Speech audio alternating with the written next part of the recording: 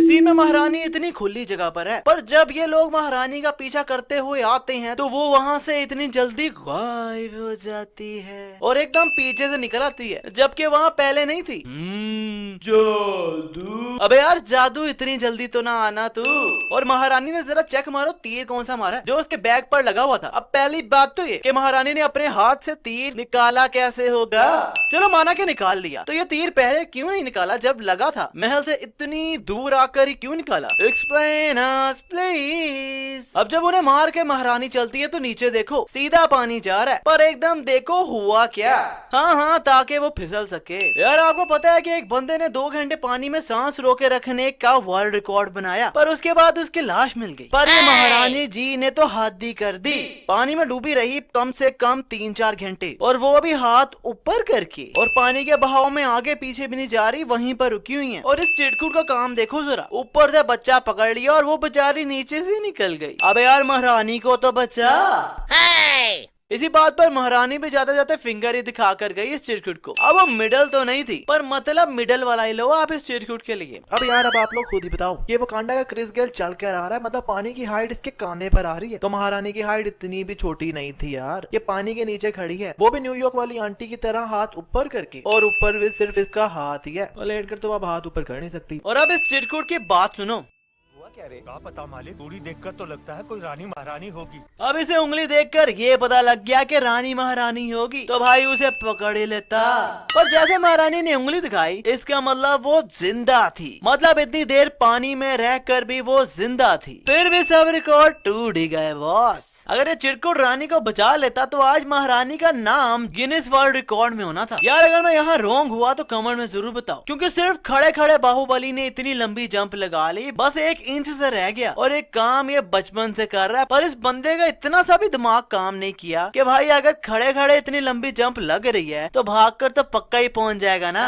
और ये देखो गिरा कैसे, पर फिर भी इतू से भी इंजरी नहीं हुई। अबे भाई वो छोड़ो, ये बंदा बचपन से ही गिर रहा है, और इसके दोस्त लोग कह रहे हैं कि ये जल पर्वत से कम 100 बार गिरा है। 40 गज से कितनी बार गिरा है? हाँ कम से कम 100 बार। अभी देखना इस बार भी फिर से गिरेगा। और इतू सा भी स्क्रैच नहीं आया। इस सीन को देखकर मैं ज्यादा कुछ नहीं बोलूंगा, पर मेरी जगह ये वीडियो बोलेगी।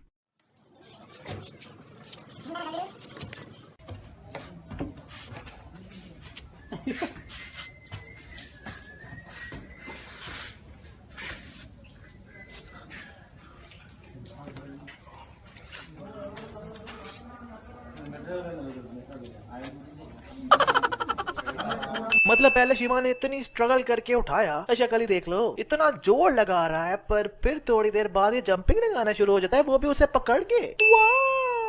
और ऐसा तब होता है जब आपको पता चलता है कि एग्जाम में आप तो उड़ ही हो, पर आपका दोस्त भी उड़ गया। अब यार ये जो स्वामी जी ने छड़ी पकड़ी है, किस चीज से इंस्पायर होकर बनाई है? आई मीन इस छड़ी को देखो, फिर अपनी आंखें बंद करो, जो चीज सामने आए उसे कमेंट में बताओ कि वो क्या चीज हो सकती है।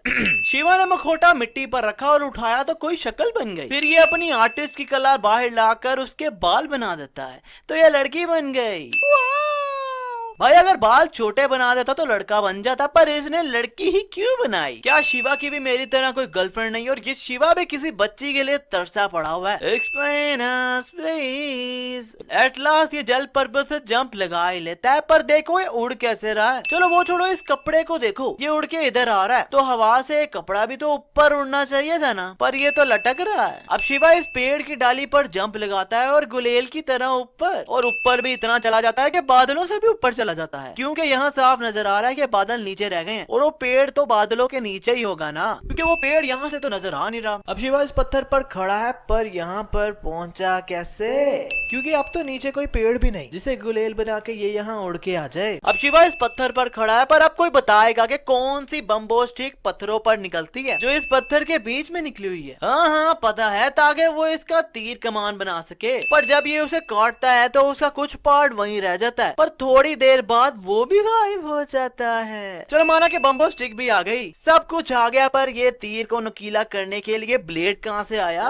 वो तो अब कहीं नहीं निकल सकता ना। ये लड़की एग्जैक्टली वही निकली जिसके बारे में सारे गाने में शिवा सोचता हुआ है, पर कैसे? पिता बच्चा भी इसे हाथ में ले ले तो एक झटके में 10 दरख्त काट गिराए।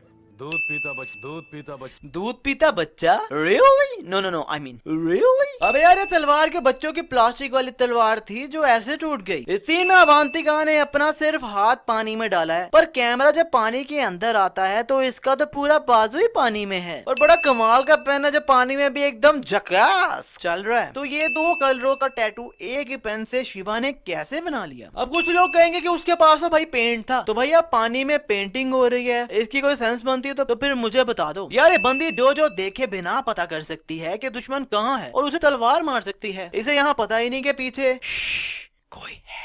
और अब शिवा यहाँ भी अपना टैटू बनाकर गायब हो गया, और ये टैटू कुछ ऐसा दिख रहा है। इसको गौर से देख लो, पर जब अवंतिका नीचे आती है तो ये टैटू ऐसा हो जाता है। अब दोनों टैटूज में डिफरेंस आप खुद ही देख लो। अवंतिका जैसी लड़की से एक निशाना भी सही नहीं लगा, और गलत निशानों पर ही सब तीर वेस्ट कर दिए। यहाँ अगर हम अवंतिका को गौर से देखें तो इसके बाजू बिल्कुल सही है, पर जैसे ये शिवा के पीछे जाती है और शिवा कलाबाजी मारता है तो आप इसके शोल्डर्स की तरफ देखो, ये खुद ही फट जाते हैं।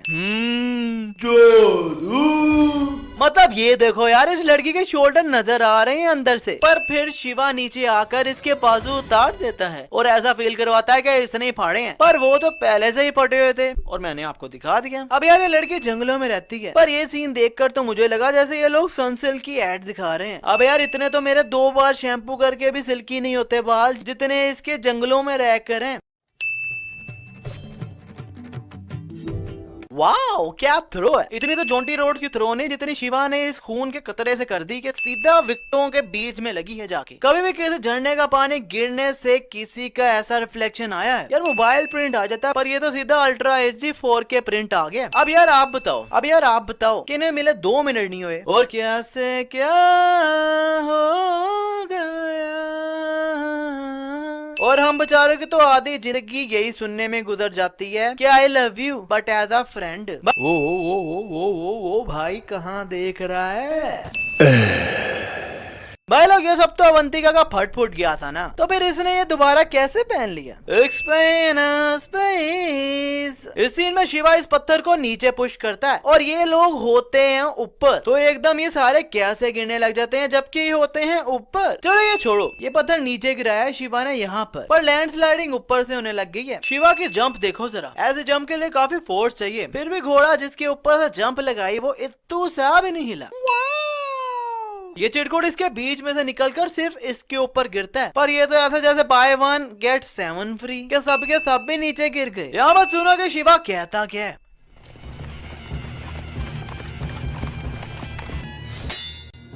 मैं आपको छुड़ाने आया हूँ माँ, मैं आपको छुड़ाने आया हूँ माँ। अब यार, शिवा को तो अभी पता ही नहीं है कि इसकी माँ है, ये तो अपनी तरफ से देव सेना को बचाने आया था, तो फिर माँ क्यों कह दिया इसने?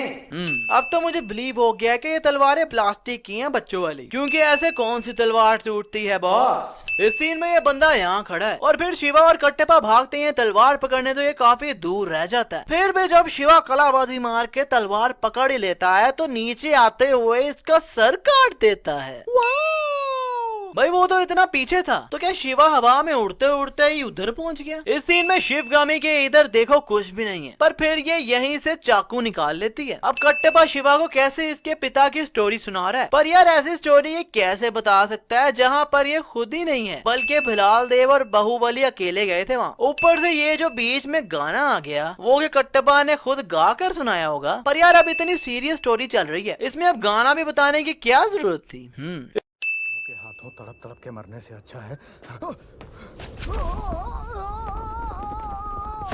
इस सीन में जैसे बाहु ने इस बंदे को नेक से पकड़ा है, वैसे तो नीचे जाकर इसकी नेक की टूट जानी चाहिए, पर वो बच जाता है। ये सीन देखकर मुझे अवेंजर्स इन्फिनिटी वॉर याद आ गई, जब उन चिरकुट एलियंस ने वकांडा पर अटैक कर दिया था, पर ये मूवी पहले आई, सो अवेंजर्स को देखकर मुझे ये सीन याद आना चाहिए। वैसे ये सीन मैंने बाहुबली कंक्लूजन में भी बताया था और इसमें भी बता रहा हूँ कि यहाँ बाहु के हाथ बिल्कुल खाली हैं, पर जब कैमरा पीछे से आता तो उसमें से ये एक्स निकल आता है। But how dude? इस इसी में बाहु ने इस चिटकुट को तलवार तो मारी है, पर उसके बाद देखो हो क्या रहा है। क्या बात है, ना तलवार पर खून लगा इसकी, और तलवार भी इसकी बॉडी पर देखो कैसे फेर रही है। कुछ तो गड़बड़ है दया। इसी में बाहु अपने ये तीर निकालता है। ओहो, अपने तीर मतलब जो भी, मुझे इसका नाम नहीं आता, पर ये नोकीली चीज है, जिसे भी लगे उसके अंदर चली जानी चाहिए। पर यहाँ तो सब इसे लग लग कर उड़ उड़ कर जा रहे हैं, जबकि ये चीज उनके अंदर चली जानी चाहिए। जब बाहु यहाँ आ रहा है तो इधर कोई भी पत्थर नहीं है, पर एकदम आगे ये गोल सा पत्थर आ जाता है ताकि ये इसे तोड़ सके। यार शिवगामी कैसे इतनी दूर ये फाइट देख सकती है, और इसे कैसे पता चल रहा है कि कौन क्या कर रहा है, क्योंकि ये लोग महल से काफी दूर आकर लड़ रहे हैं और शिवगामी खड़ी है महल में। यार वैसे आई एम थिंकिंग कि अगर बाहुबली एवेंजर्स में होता तो कितना मजा आता ना। आई मीन सबके साथ ये भी लड़ रहा होता। खैर अगर आप भी चाहते हो कि बाहुबली एवेंजर्स में हो तो इस वीडियो को लाइक जरूर करना। मुझे पता है ऐसा हो नहीं सकता, पर आप मुझे ये बताओ कि आप चाहते हो कि नहीं। अगर चाहते हो तो लाइक जरूर ठोको।